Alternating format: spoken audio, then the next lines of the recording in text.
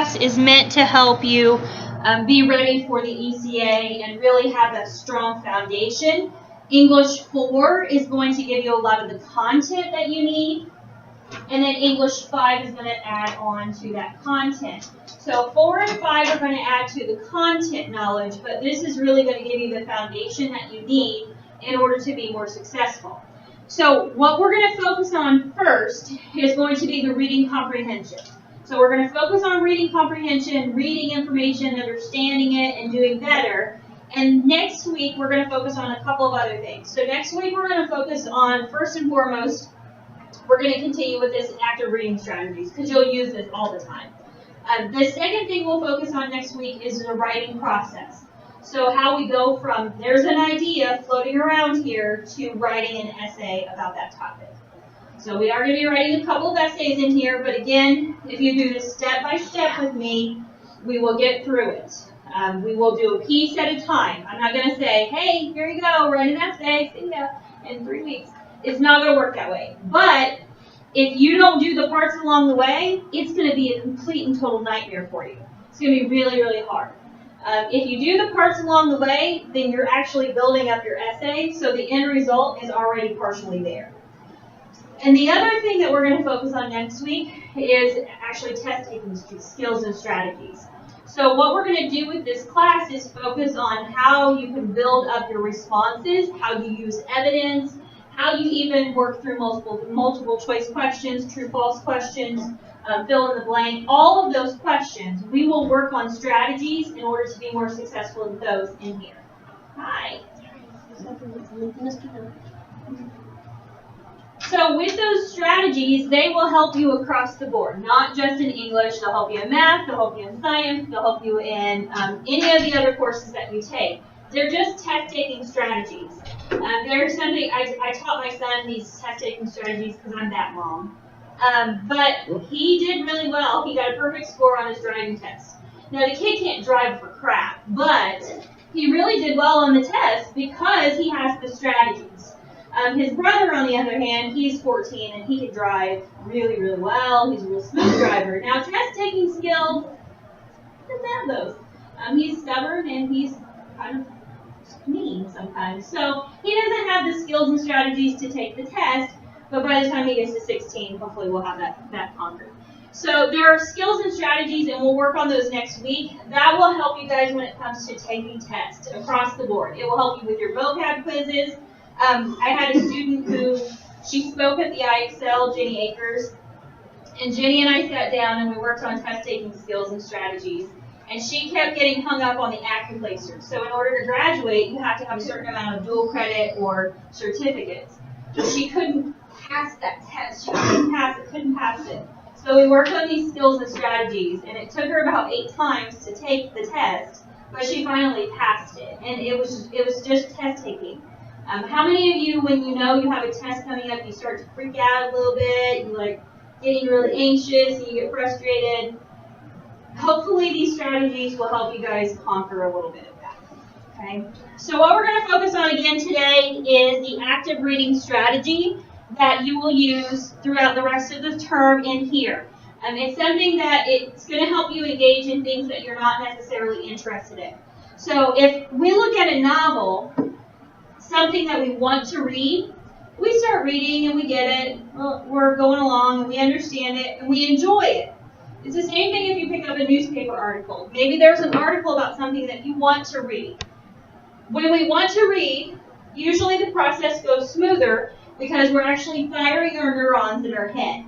So it's kind of the same thing when you see somebody that you're attracted to. When you see somebody you're attracted to, you start to be more interested. You start to tune in to what they're saying. You start to tune in to certain features, certain aspects of what that person looks like. It's because your brain is engaged. Your brain's excited. Your brain's hot for whoever that is. So you get excited about it. Same thing when you read. You're interested, so your neurons are firing. But when Mrs. Warner says, "Ooh, we're going to read about early civilization," your neurons are tired. They're like, whatever, I don't care. So we're going to work on how we can activate those neurons when we may not necessarily be interested in what it is that we're reading. So to do this, I did print off some information for you guys. And we will go through this step by step. We are also going to practice with this concept and practice with this idea as well. I do. I do plan on getting them binded. That's why I want to keep those together. That is fine. Anybody want this? Yeah, I didn't get. That's good. The machines were broken. I didn't need that. No, you're fine. So the first part of this, you guys can keep this paper. So if you would like to write on it, feel free to. The first thing that we do when we are trying to activate our knowledge and our understanding of information is to read the title.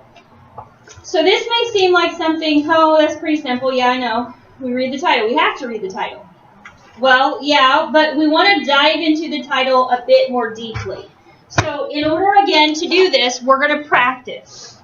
We're going to practice with a piece that will help you guys with your reading comprehension over the weekend, and it's going to help our discussion for our first essay. So this is going to help for many different reasons. So the first thing that we have here is looking at the title, which is The Human Journey Migration Routes. So if the title of this piece is The Human Journey Migration Routes, what does that tell you it's going to be about? What do you think it's going to be about? Okay, what are migration routes? Ways people go to migrate to different countries. Okay, so routes are the paths. Okay, and what else did you say? What paths people take to migrate to different countries. Okay, where did you get people? The human journey. Okay, people. What Tom has started doing is activating his wording for these things. How many of you say humans? My human friends, my human people, we say people, we don't say humans. So he's just replaced that word. Now, journey may be something that you sing or sing along with or say on a regular basis, but the journey is the travel part of this. Maybe where they go, and I think that's one of the things you said, right? Yes. And then the route. We don't usually say, my route today, I'm going on my route. You say your path. You say the way that you're going, the direction. So we'll say direction, way. Now, what about migration? First of all, how many of you know what migration means? Okay? So if you know what migration means, you know it's one of those words that's a concept. You can't really find a synonym that necessarily fits in like people and humans. That doesn't really work as well. But if you know or you don't know, we can probably make some assumptions about who or what migrates. So who or what migrates? Okay, people do. Birds. Birds. Good. Bugs. Okay. So different animals may migrate. So migration, if birds do it, bugs do it, animals do it, sometimes people do it, what does it mean? Okay. It's moving, essentially moving. So people moving, the paths that people take to go places or to move places. That makes sense, right? That works. It's kind of clunky. And if we had just read it, The Human Journey Migration Routes, we would go, okay, I think I know what it is. But by dissecting the idea and dissecting the topic itself from the title, we've now started going, oh, okay, I know some migration routes. I know some journeys that people have taken. So we start to build some of our connections to it. Are titles always accurate? Do titles always include the topic of a piece? They do not. Sometimes we are misled by titles. So a title may say one thing, but it may encompass something completely different. sometimes the title has information that we don't understand, so we can't draw conclusions. We can't change up the wording. We can't make those connections. So what kind of human journeys do you guys know about? Do you know about any? Trail of Tears. Okay, the Trail of Tears. Yeah. So, explain. It's when the Indians were pushed down into, what was it, Texas, Lincoln. The government, well, I don't mean the government, excuse me, the soldiers. Okay. Don't want to put that up there yet.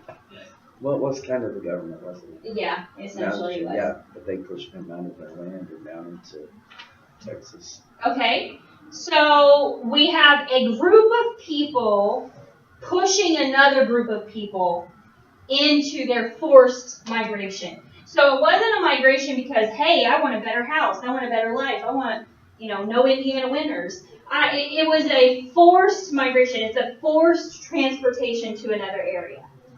We know a lot about those forced ones. We see a lot of countries, we see a lot of pieces where people are forced out of their places. But what about people who want to leave? Why would they do that? Health problems. Okay, so they may leave for a different life, they may leave for a better life. So sometimes people may seek other places because they want to seek a different type of opportunity.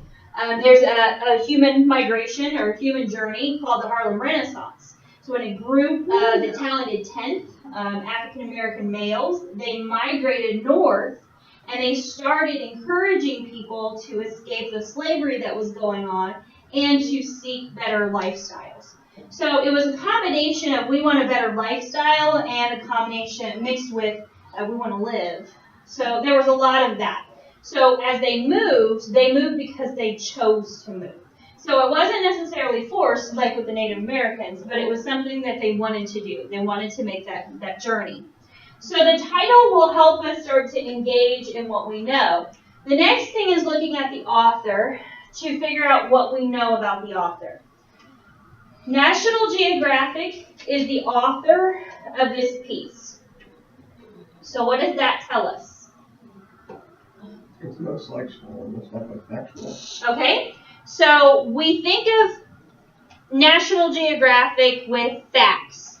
And why do we think of facts associated with National Geographic? Because they're official. Okay, so they have what we call ethos, and we'll get into this another time, but they're credible. They're credible because it's a big name, they've been around for a really long time, and what most of us have seen from them is very information-based. It's not a lot of skewed information. Good. So they give us facts. They're very credible. What kind of information do we get from National Geographic? Stuff about different people in different places. Okay, so they really focus a lot on culture. So different people, different places. Good. Anything else? Nature. Nature. Good. So we got a lot about nature from National Geographic. So they have shows just on nature and the natural environment. Along with that natural environment, what else do we get? What else exists out there in nature, in the wild? Okay. So geography. So they do actually have a lot about geography. I don't know what this piece is about, that journey. And about animals. So they feature a lot of the wild animals out in their natural habitat, their natural environment. So we know this because of our experiences with National Geographic. What if you didn't know anything about National Geographic? Do you have to stop reading the piece? No. No, but you need to find some connections. You need to start finding some connections. So let's look at a couple of examples. This novel is by Walter Dean Myers. So what do you know about Walter Dean Myers? Nothing. I don't. Okay? So most of you don't know anything about, or don't think you know anything about Walter Dean Myers. So Walter Dean Myers, does that sound like a chick or a guy? Guy. Sounds like a guy. It's got a couple of guy names. So it sounds like a guy who wrote about Malcolm X. So you may start to draw some connections as to what you may know based on the title mixed with the author's name. This one is by S.E. Hinton. The Outsiders is by S.E. Hinton. So what do you know about S.E. Hinton? I know he wrote a book about the Outsiders. Okay, so we know that this person wrote a book about the Outsiders. Now we start to make some assumptions. We assume it's a guy because it's about a group of gang of guys. So we can make some assumptions. The assumptions aren't always correct. So S.E. Hinton is actually, she was a 16-year-old girl when she wrote this. She's a woman, but she was a girl when she wrote this piece. So we make assumptions, and they're not necessarily correct. But when we start to make the assumptions and start to think about those assumptions, then we start to get into the piece a bit more. We start to get a bit more interested in what the content could be. And that interest starts to build up those neurons.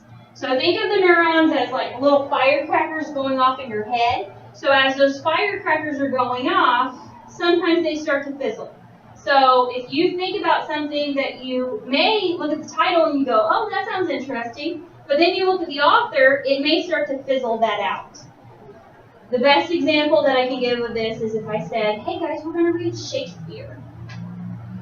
How many of you are going fizzle, fizzle, fizzle? I don't want to read Shakespeare. I'm thinking you're on Okay, most of you are going, I don't want to read Shakespeare because of your prior knowledge of Shakespeare and maybe Shakespeare-style writing.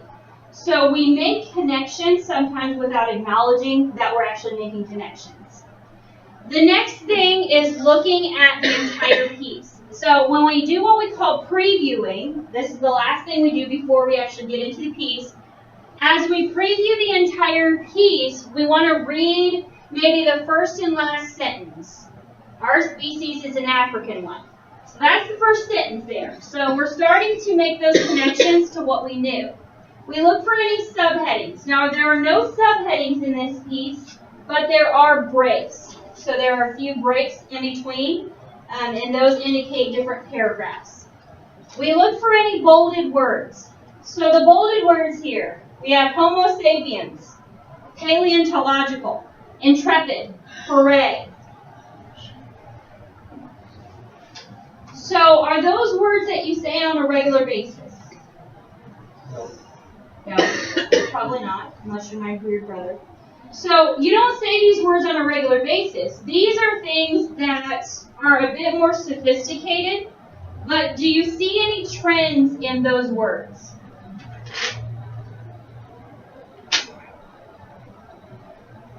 See any trends or patterns?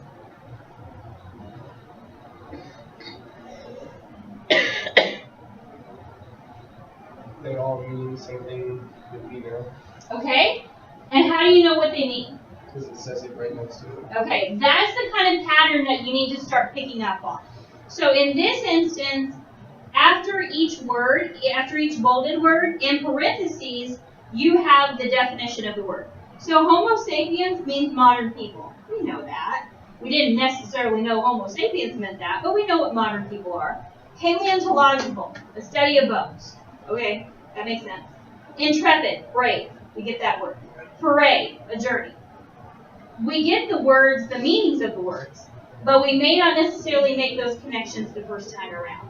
So as we look at those bolded words, we start to figure out what it is that we know about this. Do you think, based on these bolded words, do you think this piece is going to be easy to read? Okay. And why do you say somewhat? Look at the meaning of the word out to the side. So. Okay. So you need to know these more sophisticated words, but the definitions are there. So even though the words themselves are difficult, we're probably going to be able to figure it out. So it may not be really easy, like, hey, I'm going to pick up a novel and I'm going to read it because I want to, but we're going to be able to probably figure it out. The next thing is looking at italicized words. So there are no italicized words in this piece, so we just move on to the next thing. We look at any pictures or charts or graphs. Now I know for you guys that this picture is horrible, but the picture is listed right here. So here's the picture itself. So the picture is of green, and then there's a red circle, and there's this kind of tan area. So based on this picture, I'm going to turn this light up so you can see. Based on this picture, what is the green stuff? Land. Okay, and how do you know that? It's green. Okay, how do you know that the green stuff is land? Because we say it's nature. Okay, most of us know what a map looks like. We have experience looking at this. So we know that this division of places, that shows some kind of map. Now what about this tan area? Water. Probably water, because we've seen maps. Normally that's blue, but we can assume that it's probably water. Now what is this area right here? What's that? A lake. Okay, maybe a lake? It's got something to do with It's the migration. migration. Okay, so now we've taken that first idea of the paths that people take to get to places, and now we're starting to apply that idea. So maybe this is the path that people took to get from one place to another. Does that make sense? It makes sense in the context of this because that looks like you're crossing water. So you have to have a path to get across water unless you're Jesus. So you have to figure out something. You have to figure out some way to get from one place to another. Do we know if they're going from here to here or here to here? No. And that's why we read it. So watch your eyes for a minute.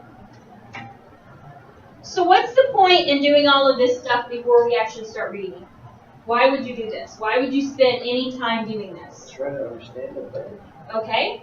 It's going to help you understand the information better because you're going to start making connections to it. So even if it's something you're forced to read that you do not want to read, you don't care about, you still have to read it and you still have to answer questions on it. But to understand those questions and to understand the meaning of the piece better or know what you're getting yourself into, it's important to activate what you know before you actually get into it. So I'm going to give you guys a 5-minute break. I think you guys need to stretch a little bit, get your neurons going. So take about 5 minutes, just even if you get up and just walk around a little bit.